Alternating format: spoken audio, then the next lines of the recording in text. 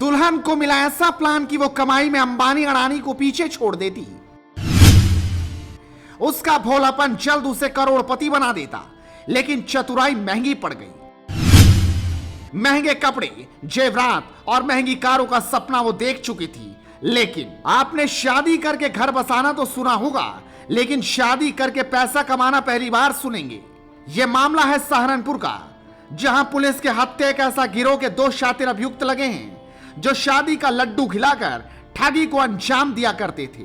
यह लड्डू कोई जहरीला नहीं था, यह लालची लड्डू था जिसमें सुंदर बीवी दिखाई जाती थी और फिर शुरू होता था ठगी का खेल। यह गिरोह गांव गांव जाकर रेकी किया करता था।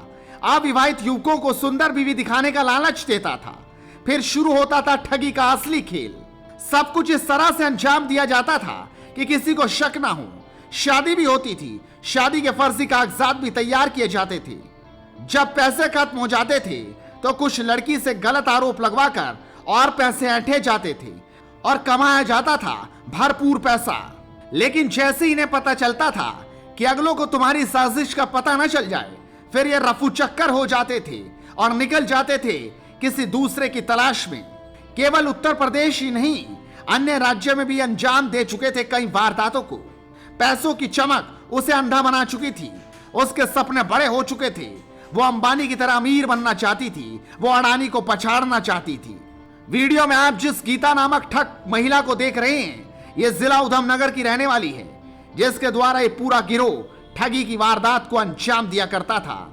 उत्तराखंड से लेकर यूपी और हरियाणा तक इनके तार फैले हुए थे। ये थाना चिल्काना पुलिस ने एक गिरोह पकड़ा है जिसमें महिलाएं भी हैं, और इनका काम है, इस गिरोह का काम है कि गाँव में जाते हैं और वहाँ पे रेकी करते हैं और उन्हें पता लगता है कि कोई लड़का शादी करने का इच्छुक है, तो उसको उससे बातचीत करके फंसाते हैं कि उनके पास एक लड़की है। इसके बाद कहा जाता है ना कि पाप का घड़ा एक दिन भर जाता है। गीता को भनक भी नहीं थी आगे उसके साथ क्या होने वाला है। अब आगे इसने जिसे शिकार समझा था वो इसका ही शिकार कर लेगा, इसको भनक भी नहीं थी। सुंदर लड़की है, उससे अब उसकी शादी करा देंगे। तो इसमें ही इन्होंने अभी एक पचकुआ के व्यक्ति से शादी करवाई है और शादी के एवज में 3 लाख रुपया भी लिया है और फर्जी प्रमाण पत्र भी दिया है उसको शादी का, दोनों का शादी का। इसके बाद कुछ दिन बाद उनको शक हुआ लड़की पे, और लड़की के पर्स में उनको कुछ नशे वाली दवा मिली और उसी आधार पे उन्होंने पुलिस को उसकी शिकायत की। पुलिस ने पूरी तहकीकात कर पूरे इस गैंग को पकड़ा है। आगे प्रवीण भी इनकी चुकनी चुपड़ी बातों में आ गया। उसकी गीता से शादी हो गई। वो इसके साथ जीने मरने की कस्में खा चुका था, बिना इस बात के इल्म के कि ये सिर्फ कुछ ही दिन की मेहमान है। इसका मकसद सिर्फ लूट करना है, और वही धोखा प्रवीण के साथ भी हो गया जो औरों के साथ हुआ था। इस पूरी वारदात का खुलासा तब हुआ जब प्रवीण सिंह समय रहते इन ठगों की मंशा समझ गए थे और सहारनपुर के थाना चिल्काना में करवा दी इन ठगों की FIR। गैंग के पकड़ने के बाद उन्होंने अपने जो कबूलनामा किया है इसमें जो शामिल है इस गिरोह में, तो बड़ा सनसनीखेज खुलासा हुआ है। और इस गिरोह में करीब 10 से 12 कुल सदस्य हैं, जिसमें से 2 को अभी गिरफ्तार किया गया है। बाकी के गिरफ्तारी का प्रयास हो रहा है। इसमें अभियोग दर्ज किया गया है उस लड़की को जिसने फर्जी शादी की थी, और जो गिरोह का सदस्य है उसको जेल भेजा जा रहा है। इस शादी में फर्जी नाम पता, शादी का फर्जी प्रमाण पत्र, सब कुछ तैयार कर लिया जाता था। लेकिन इस बार पुलिस ने छानबीन शुरू कर दी। उन्होंने जाल बिछाया और उस जाल में फंस गए।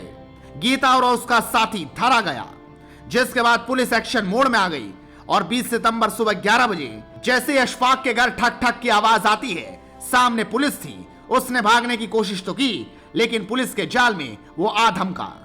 गिरोह का सदस्य अशफाक किस प्रकार बता रहा है कि ठगी का कारनामा कैसे करते थे। आपस में जो होते हैं बिचौलिए जी, उनके द्वारा जो है संपर्क होता है। इसका जो बिचौलिए वो भी दोषी है जो आपके साथ सबको मुझे बनाया। लगभग कितनी शादी करा चुके अब तक? 3 शादी करा। एक शादी पे आपका पैसा वसूली करने का टारगेट कितना रहता है? सर बताएं। जो हमें मिलता है 50,000 रुपया। ठीक है जी, और जो लेते हैं वो जो जो होते हैं वो लेते हैं पैसा। अच्छा, और लड़की जो है उसका क्या रहता है? आधा हिस्सा होता है लड़की का। कितना पैसा टोटल आ जाता है आपके पास? 50,000 रुपया। 50,000 रुपये। और ये लड़की कौन है, कहाँ की है? ये कासिमपुर से है। ये आपने कोई वैसे ठेके पे ले रखी है, कैसे ले रखी है? नहीं, इसकी मर्जी थी तो ये आई थी। कितने दिन से कर रहे हो काम? ये लगभग 2-2.5 साल से। पूछताछ करने पर इस गिरोह ने खुद बताया कि अन्य गिरोह के सदस्यों के साथ मिलकर भोली भाली जनता को शादी का लालच देकर उससे मोटी रकम ऐंठी जाती थी और धोखाधड़ी कर फर्जी तरीके से शादी कराते थे। उसके कुछ दिनों बाद गलत आरोप और इस तरीके से इनका धंधा फल फूल रहा था।